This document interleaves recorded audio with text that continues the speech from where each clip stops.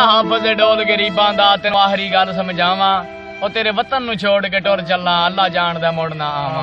कश्ती सान्हे में गुजरात के डूबकर हलाक होने वाले नौजवानों की रास्ते में बनाई गई वीडियोस चनाब न्यूज ने हासिल कर ली। अभी भी जो नौजवान गैर कानूनी तरीके से यूरोपीय ममालिक जाना चाहते हैं वो और इनके घर वाले ये वीडियो जरूर देखें। खाना शाना सही मिल रहा है भाईजान, अच्छा है सब कुछ। मेहरबानी, हमें बहुत अच्छा बंदा मिला है इधर, हमको देखे ना खाना भी मिल रहा है, पानी भी बहुत ज्यादा मिल रहा है। मेहरबानी आपकी।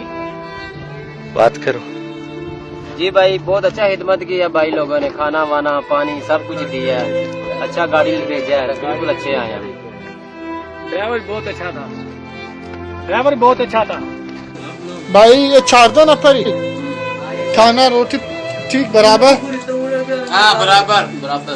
राजी राबलत का चकवर नाम के राबलत अलीशा। ठीक ठीक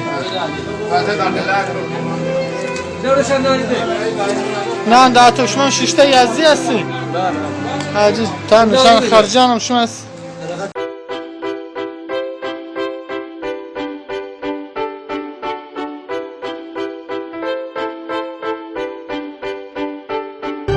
हर खबर पर पहली नजर सिर्फ चनाब न्यूज पर।